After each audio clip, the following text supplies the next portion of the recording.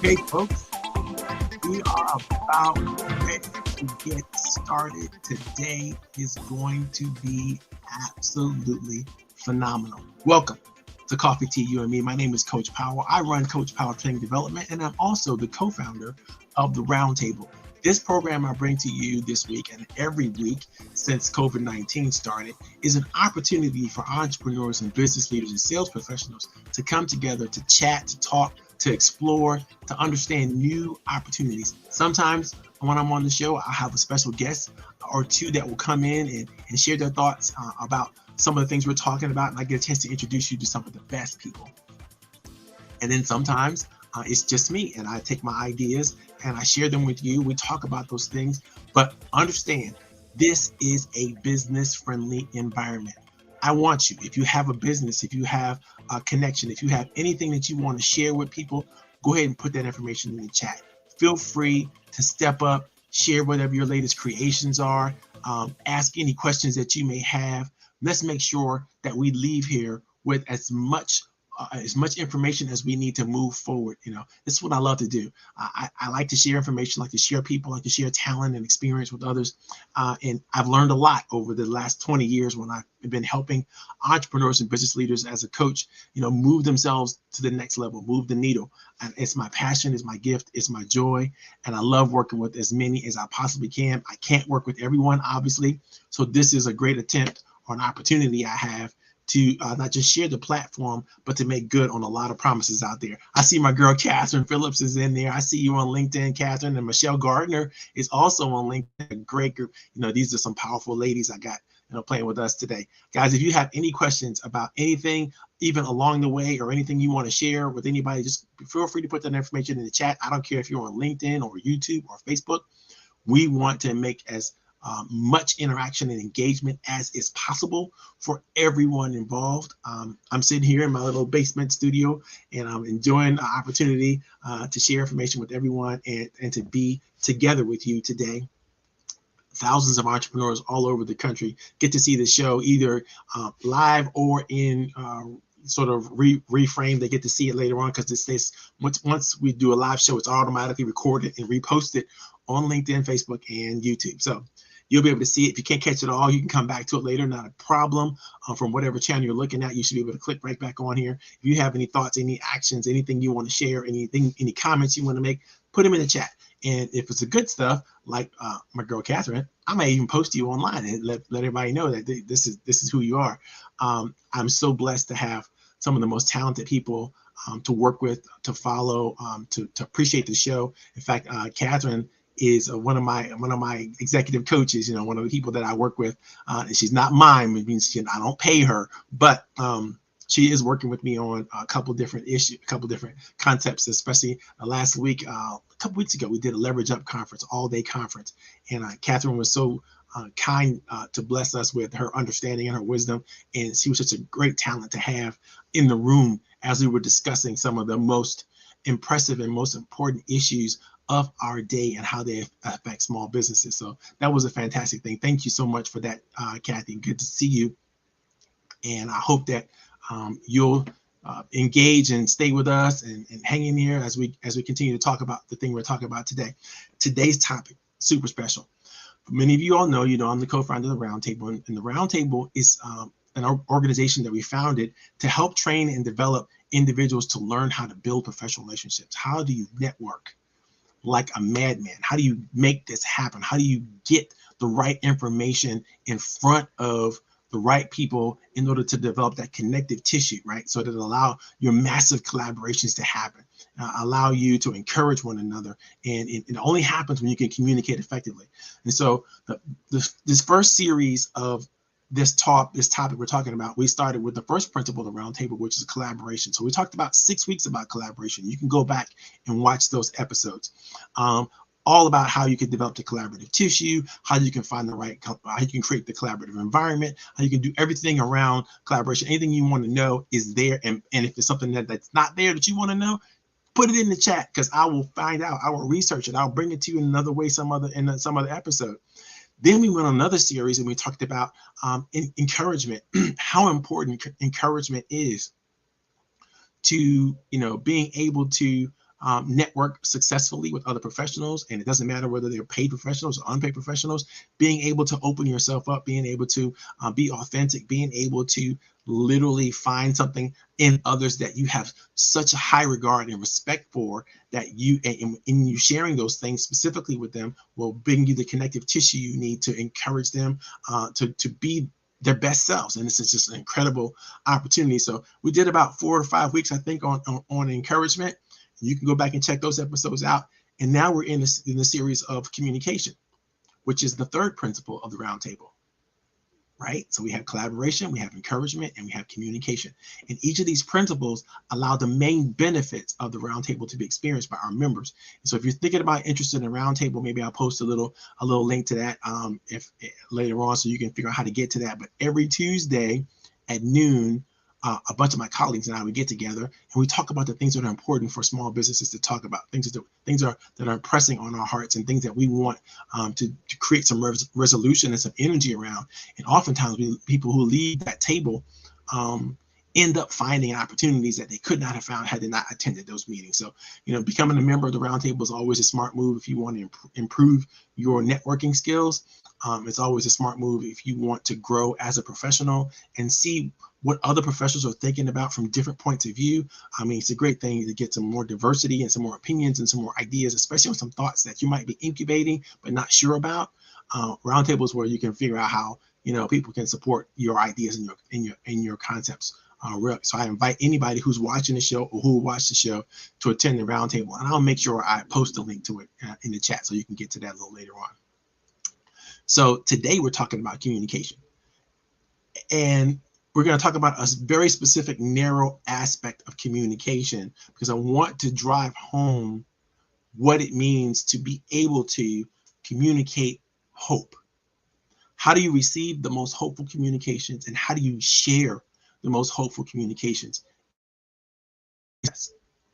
Because if you can't receive information that allows you to be hopeful, then it's going to be hard for you to be motivated. It's going to be hard for you to find the consideration that you need to have within yourself, that internal confidence that you need to express in order to attract others to your cause, to your talents, to your gifts. It's going to be difficult if you can't be hopeful, if you can't receive the information on how to be hopeful. The other thing is, if you can't communicate and inspire others that creates hope within them, it's also difficult for you to participate and engage and be in a successful environment for the long term, right? You have to be good at this. This is a skill. This requires, a lot of forward thinking and a lot of strategy, right? So you can't just shoot from the hip. I mean, people do it, right? Especially extroverts. I am not one of those. I'm an introvert, so I got to study almost everything before I put it out there. It's just not necessarily a good thing, but it also allows me to make a lot less mistakes than your typical extrovert might be when they just kind of blurt out ideas and thoughts and comments and come to people with these new harrowing things and ideas. And it's very difficult for people to begin to take them seriously because they fail so much, right? And you see them falling and you see them failing. It's like, ooh, you have another idea. You're doing this again, or you're going for another concept. I know you have friends. I know I have friends who are always, is this another wild idea, right? So, but I hang out with a bunch of entrepreneurs, so there are a lot of wild ideas that are going to come through from my friends and associates. But that could be a really good thing or it could be a really bad thing. But just because you're willing to take a certain risk doesn't mean everybody else is willing to take that risk with you. And that's why learning how to communicate and inspire people to get to hope is so critically important. In fact, I just published an article. I posted it here. Those of you can't get to it, I'm gonna repost it one more time. I think I probably should post it on LinkedIn. And for those of you who are watching on LinkedIn, LinkedIn doesn't transfer the posts that I make on this communication vehicle all the way through. YouTube does and Facebook does. And so I have to go back into LinkedIn later on and put all the posts and connections and all that kind of stuff back in, which I will always do. I promise you that. And so if you're missing something and you need to see it, go ahead and communicate with me on that and I'll get to it. This is the latest article. It's on LinkedIn and it is literally about hope. And it's how important that honesty is in communicating honesty to create hope and to share hope. Now, on its face, it sounds real simple, right? All you really have to do to make sure people believe in you is tell the truth. Sounds real simple, right? But here's the problem. We live in an environment where people don't believe each other. And we often experience opportunities to do the truth, do the right thing, be a good person, tell the truth, act in a way that's according to your beliefs. But no one can see you doing that. No one that matters can see you doing that because either they got their blinders on and they're focused on the things that they're focused on, or they're just not the kind of people who are willing to hear a voice that they don't already know, don't already recognize, don't already have experience with.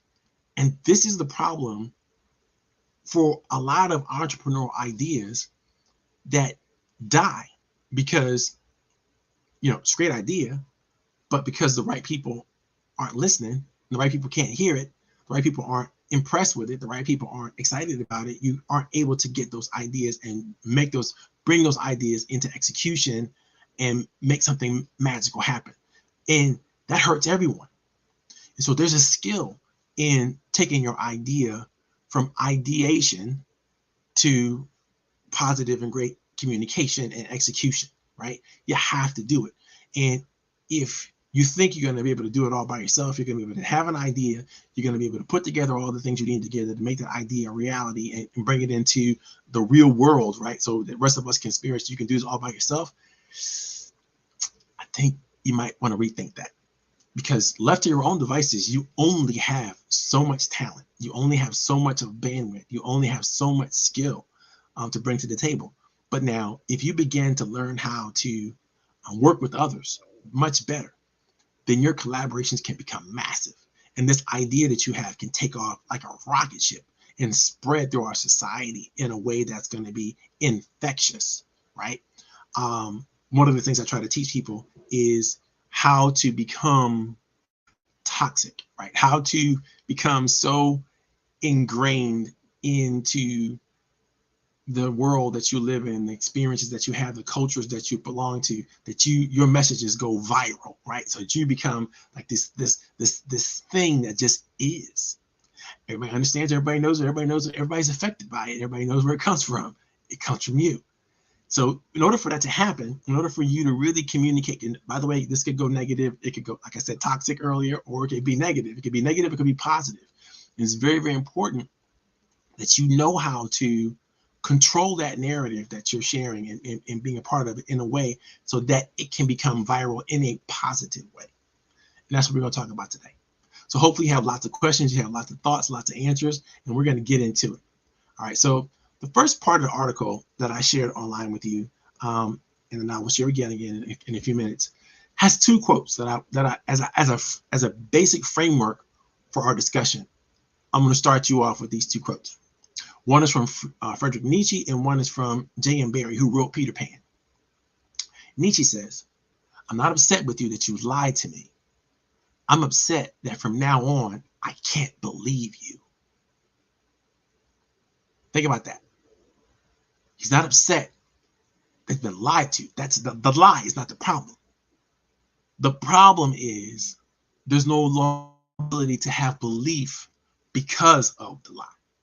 It's the belief. It's the lack of belief. It's the lack of faith. It's the lack of sincerity. It's the lack of trust that is the most painful thing in a lie. J.M. Barrie says, all the world is made of faith and trust and pixie dust. All the world is made of faith and trust and pixie dust. Think about that. What is he trying to say to us about faith and trust? Is it all a sham? Is it all a myth?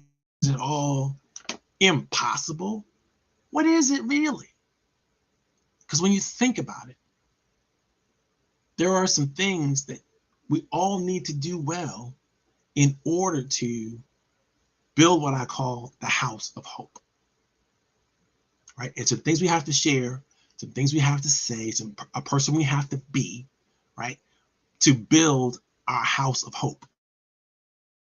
We have a foundation that is a building block for everything people need to have their hopes and dreams and desires fulfilled, right? It's very, very important.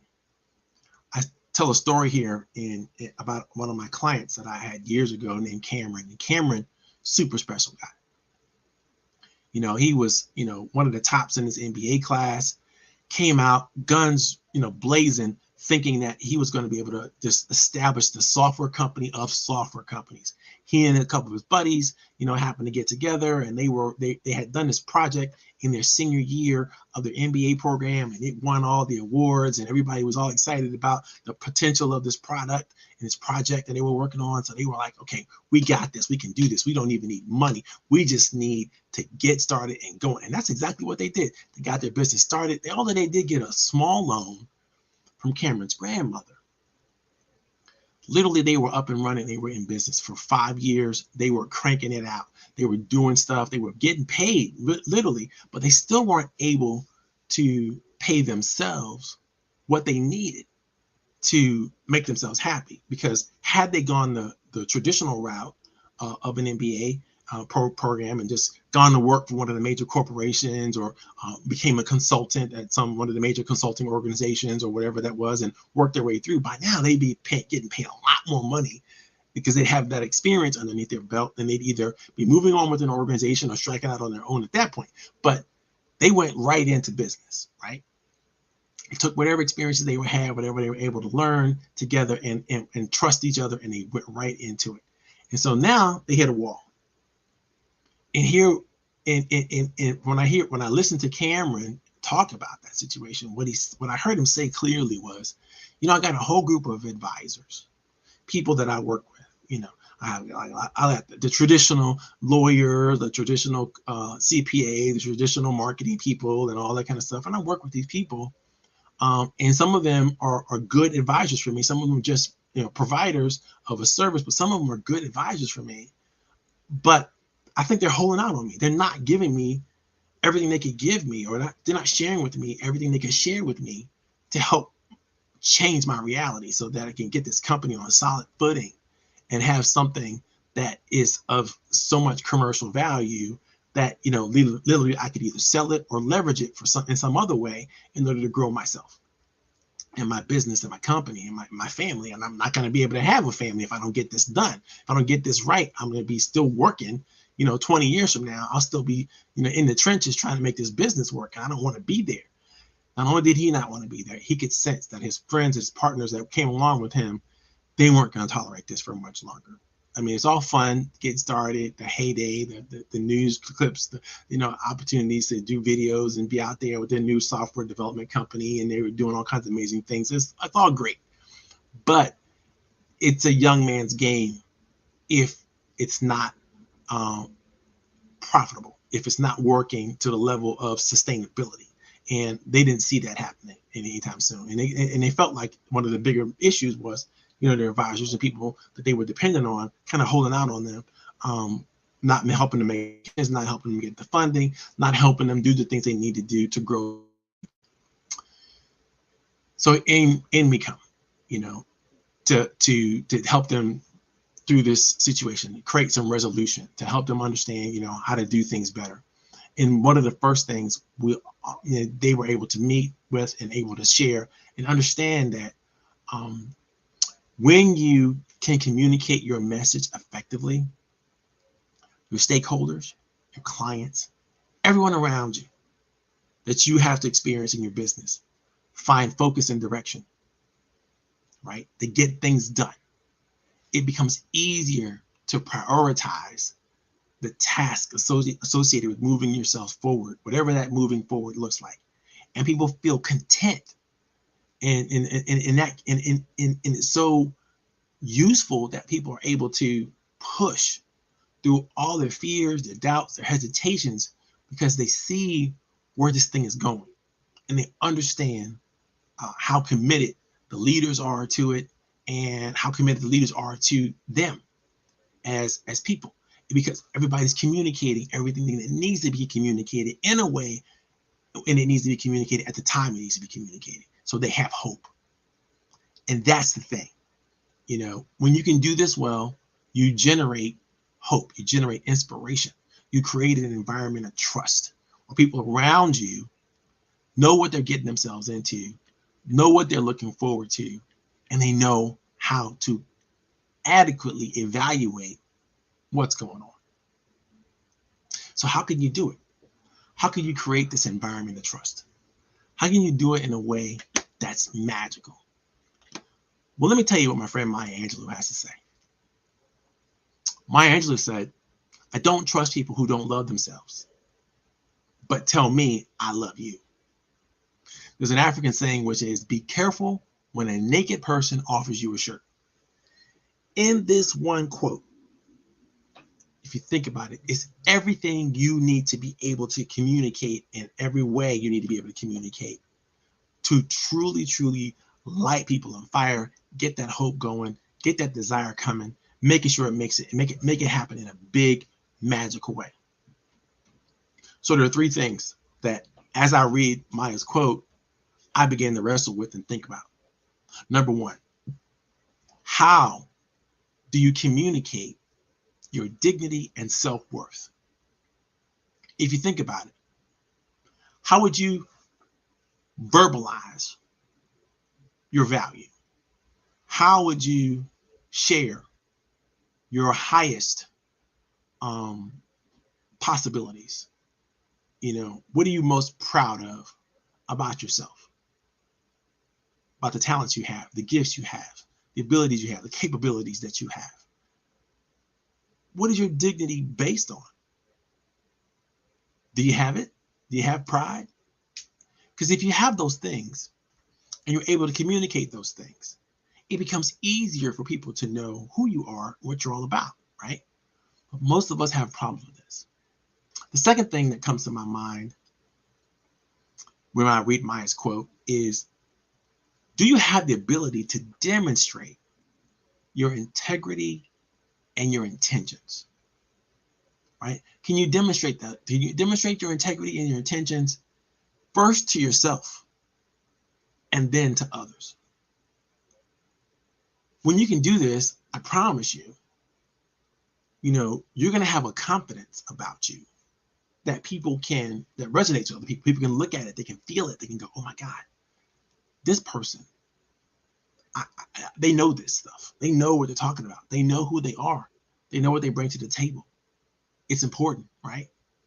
And the last thing, and the most important thing, I think Maya Angelou's quote begins to help us understand is how important it is to be able to share your character as well as your competence. Now, competence, you know, is probably an easy thing to share. In fact, if you listen to the first two ideas and concepts that I came through with, you probably will recognize that a lot of that is about competence, right? But character is a little different. Character is not as easy to share with other people, because for some of us, you know, some people might think I am a character, right? So some people have character, right?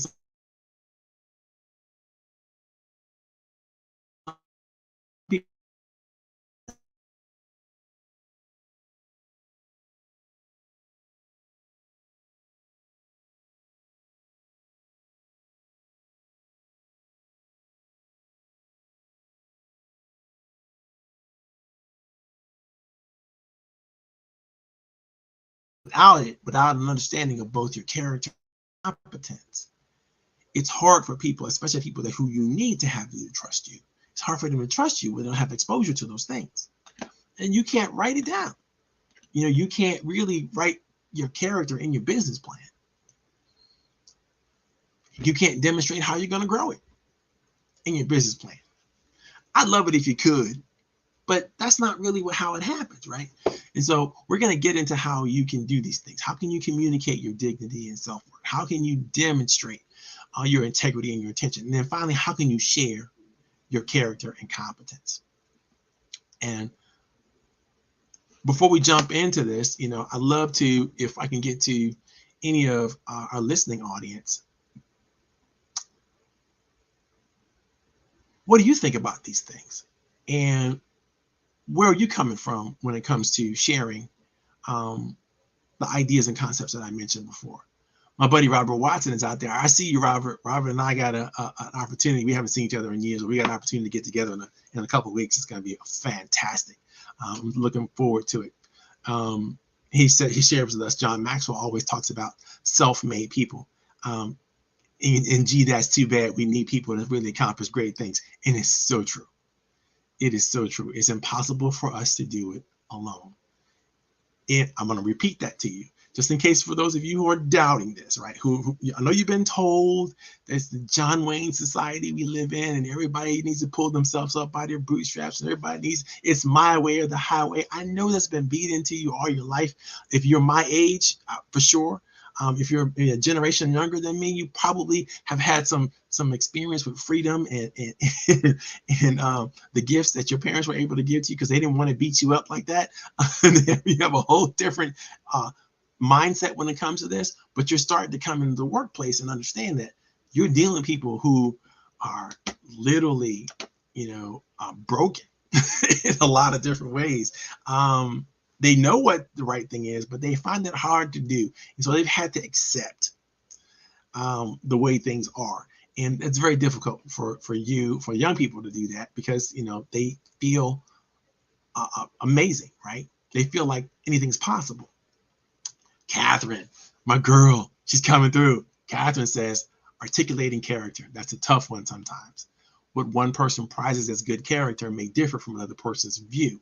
Yet we must stand in who we are despite the differences of differences in definition. I think she means definition, right? You're right about that. I truly believe it. Catherine's absolutely right about that. It's important. If you don't know your character, that's the thing. It's hard to stand in something that you're not intimately familiar with. And so sometimes you got to do the work, as Angelou would say, right? Angelou says, we got to do that work on our own self sometimes to really, really come up with the goods, to really, really begin to articulate and understand, what we really, truly bring to the table. And it's so much fun. So thank you guys for participating. Anybody else having any shout outs? Anybody else has any things they want to share about their business or anything coming up? Again, put it in the chat. If I could take a break and do it, don't worry about taking me off track or whatever, because I got my notes right here in front of me, so I'm not going to go off track. Okay, thing number one, how do you communicate your dignity and your self-worth? Okay, like I said before, in order to do this, really, really important. It's really, really important because you do this well, and what happens is your pride in yourself, your self-worth begins to be transferable to others, and they begin to have pride and self-worth and worth in you. They begin to see you as a person of value, right? And you can make a very, very profound connections with people when they see what your value is. Not just see what your value is, but what you value, right? So these are things that you have to get good at first identifying for yourself. What are the valuable gifts that you bring to the table? What do you really bring to the table? And that's very difficult because sometimes left to our own devices, we may think we're grander than we really are, in certain instances, in certain cases, but we also may diminish ourselves tremendously more than we should. And in doing that, I know Jesse Jackson had a speech years ago about keeping your light under the bushel, right? And I remember him talking about this in terms of keeping hope alive, right? And how important it was to be able to shine your light, to be able to be the person that you were placed here on this earth to be, without, any reservation or hesitation, because the time, and you think about it, the time we have here is limited. As I get older, I'm becoming more and more familiar with that fact, that the time we have is limited, and we cannot afford to waste the time in self-doubt and self-pity and shame and blame and all the negative aspects of our humanity, that they're real, but we can't allow them to stop us from moving forward. And if you are in touch with your value, you're in touch with what you bring to the table, when you are in touch with who you are, not only can you articulate to yourself the story you tell yourself, when people ask you who you are, you're able to say. I'm reminded of Black Panther in this regard, when if you guys haven't seen it, spoiler alert, I'm about to spoil some things for you. There's a scene in the episode where the Black Panther from the original Black Panther is fighting for the kingdom. He's fighting for the title of king of Wakanda, right? And he's losing. He's losing to a person that has challenged him before. This is the first time he's gotten challenged in the film. And he hears his mother say, "Show him who you are." And immediately he says, "I am T'Challa, son of T'Challa. I am the king of Wakanda." Or the Prince of Wakanda. I can't remember which one he said. But in doing so, he called upon himself to understand himself in that moment. But he shared that I'm confident about who I am, and I'm confident about what I can do, and I'm confident about where I come from, and no matter what you say, because the guy just told him, we can't have you run the kingdom. You got this sister over here who doesn't believe in our traditions, and you're just this tiny little prince, and you don't have any power, and you're trying to think about how we can reign in with the rest of the world. We don't want that. You're gonna mess things up. We can have somebody who's in charge, we can really do this thing, right? I guess the guy's name was M'Baku, right? And so without that, without that reminder of who he was, of his own dignity, his own self-worth, he couldn't have the confidence to move forward and to win the challenge and do the things you need to do. So your self-concept, your self-confidence, your dignity, right, is a large predictor of how you will possibly perform under any circumstance. So if people don't understand what that is, they don't understand where that is, then they don't have a clue as to how you might perform. I mean, they may make assumptions, but they know so much more when you're able to speak to your dignity and your self-worth. The second thing, we talked about is, how do you then share your integrity and your intentions? Integrity is a funny thing, because it's not what you project out there for the rest of the world to see. Your integrity is your belief in yourself. Your integrity is knowing what you know about yourself, and knowing that you can keep and make promises to yourself. It's a tricky thing, because, there's the dream of who you might want to be in any moment, and there's the reality of who you are. And the reality of who you are is where your integrity is. And your ability to authentically express and be who you are is foundational to, again, back to your self-concept and your sense of self-worth and dignity. You got to have that integrity. You got to have that self-trust, right? Now, with your self-trust intact, you can have intentions to move forward, to grow, to change, to do those things. And you can articulate, here's where I am now, and here's where I'm going to be, right? This is me now, and this is where I'm going to be in my future. This is my capabilities today. These are the things that I can do and share and understand and be today.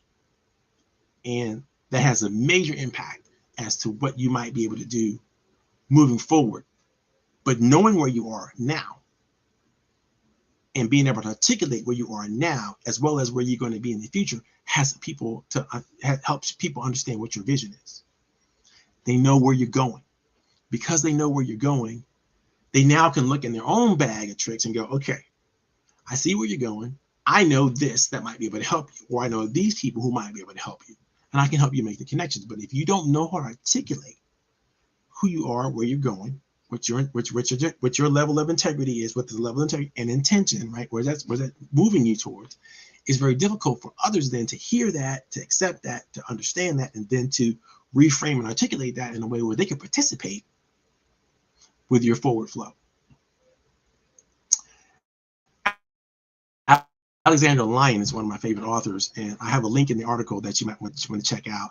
And it's about being whole and knowing yourself. Really matters, because what you feel inside about your deeply held principles and your values may not be how you express those things. So a lot of us feel deeply about things, but we don't often get a chance to express those deep feelings and deep commitments to whatever principles or values we have, for fear of whatever, for whatever reason we don't express and shit. But because people don't know what our foundation is, they don't know what our emotional stasis is, right? They don't know where we are in leveling all that out.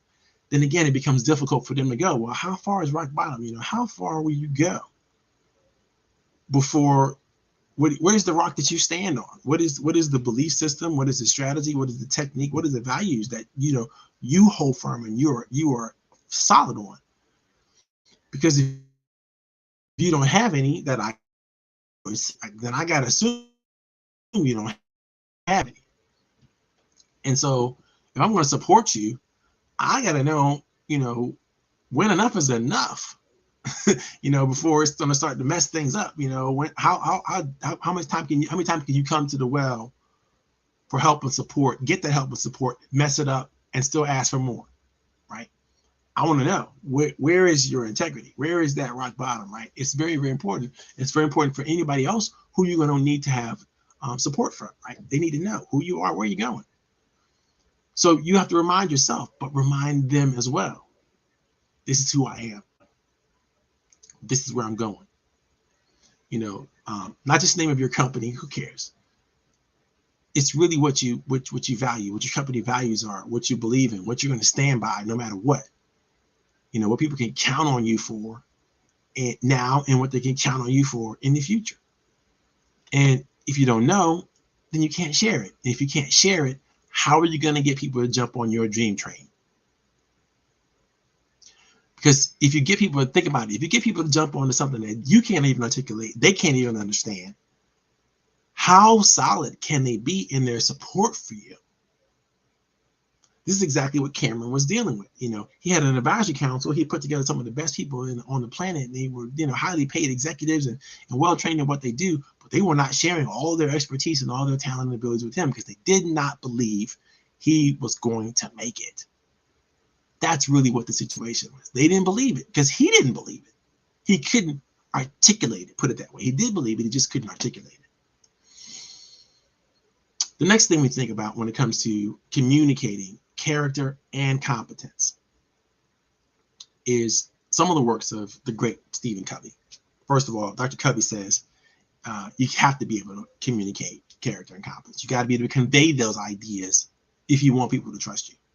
This is any people. Now, if you want people who have the ability to support you, to trust you, it is even that much more important that you are able to share your character.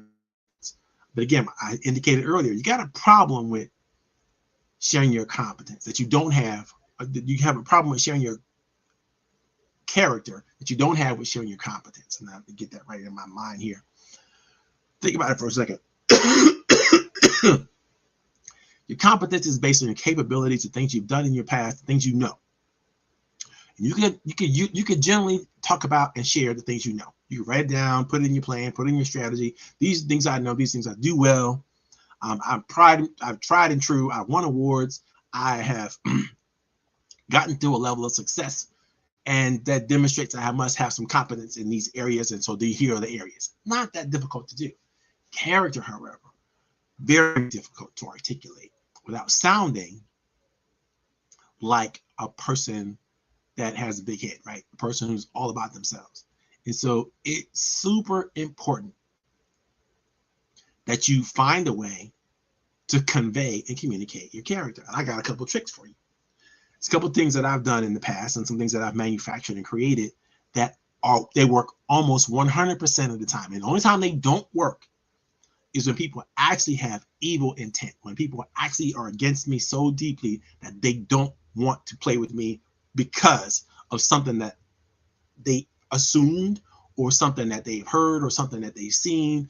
Whatever it is, it's probably some level of prejudice, that they have against me. They don't like tall people. They don't like black people. They don't like people who are happy and upbeat. I don't know, whatever it is, right? So I can't count for that, 1 to 2% people where this doesn't work for.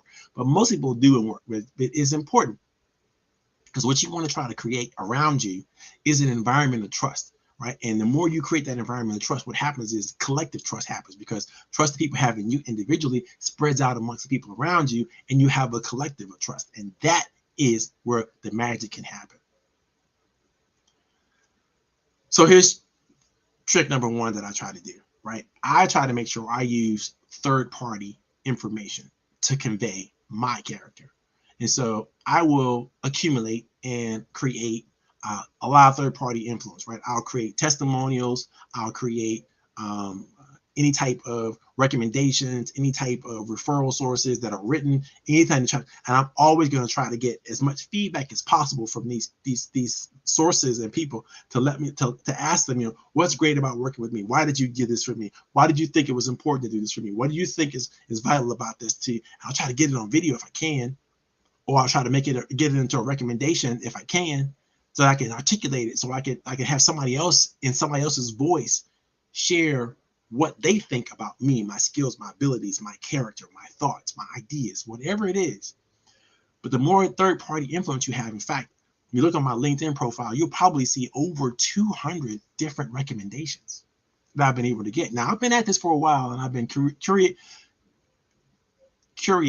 I've been curating this particular content on LinkedIn for a long time. So, you might see some different references from different things of my past, and you might see in my future, right?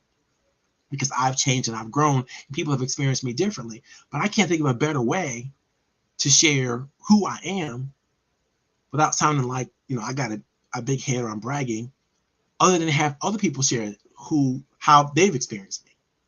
And by those experiences, other people get to see who I am, and what I'm all about. That's thing 1. The second thing I do is I will show people like my personal profile, the answers to my personal profile questions. I have a program I created called True Voice. Now, True Voice is a system or a questionnaire that I have that will help professionals talk to each other about the things that matter, right? The things that help them articulate their greatest gifts and talents and joys and pleasures and thoughts about their contribution to the world. And doing that in a way that is inquisitive, but not an inquisition. I hope you get what I'm talking about there. You'll be able to ask people questions in a way that gets to the root of every issue that's needed and that's important for them to feel meaningful, for them to feel significant, for them to feel relevant, right? Without having them feel like, oh my God, this is an inquisition. This is not an interview. This is some kind of a drill assignment or something like that, right? So you don't want people to feel interrogated. That's the word I'm looking for. Because it's very, very important when you're getting to know somebody that they feel like you're interested in, because you are genuinely interested, not because you're trying to manipulate them in some way, shape, or form. You don't want to manipulate people. You want to invite people into your influence, but you definitely don't want to manipulate them. And there's a thin line between manipulation and influence, okay? And the difference, so that is your character. People of bad character want to manipulate other people. People of good character want to influence other people, especially influence other people to do the right thing, right? Whatever the right thing is. And so it's so cool that people who are of character and of good intention are able to articulate these things, right? So let me just recap, and then we're gonna close out the party for this week. I hope you guys can get back to your families and having a happy Thanksgiving and all that kind of stuff. It's super, super important, no matter what you do, that you're able to convey the messages of hope. In order to do this really well, people need to know something about your dignity. They need to know something about your integrity. They need to know something about your character. These things are foundational to your ability to convey hope. When I was able to teach these same things to Cameron and his team, he was then able to take his advisors, just people that he had already been working with and already been, over the last 5 years, helped them business, seen them be successful, able to take them and take those relationships to the next level and then leverage those relationships so that they were able to now turn him on to more people who he could leverage relationships even further. Because now he's building an environment of trust. He's building a collaborative community. He's building up the people around him who he needs to have on his team that understand and know the character, the competence of everyone on his team, and they're able to do amazing things. If you know a company, if you know some individuals who need to really, really strengthen the language they use to create high levels of trust with people around them, not everyone, but strategically with the right people around them so that they could leverage those relationships and create more opportunities for everybody involved, give me a call. I love doing this stuff. I love working with talented people to even help more people be exposed to their talent, more people be exposed to their gifts. Thomas Stanley would call me a promoter. And for those of you who don't know Thomas Stanley, he wrote The Millionaire Next Door and a couple other books. He's done the seminal research on the behavior of the affluent in our country, right, in the United States of America. I have to say these things because I know people watching from all over the world, which is just still blowing my mind to this day, but it's an amazing situation. I thank you guys. I had a great time. Thank you for tuning in. This is Coffee, Tea, You and Me. And I did some stuff that I did not do. If anybody wants to get in contact with me, that's my information scrolling across the screen right there. And don't forget, if you're watching us on Facebook, on LinkedIn, on YouTube, subscribe, thumbs up, share this with your friends and family. I really want, the more we share this resource, the better it could do for other people. And the more people can feel like they're doing amazing things in there. And we want to do this as a source of encouragement and delight for people. We don't want to do this as a source of just, something to do. It's got to be meaningful. And so it's meaningful to me. I hope it's meaningful to you. God bless you. Have a great weekend. And I'm signing out. This is Coffee, Tea, You and Me. We are out of here.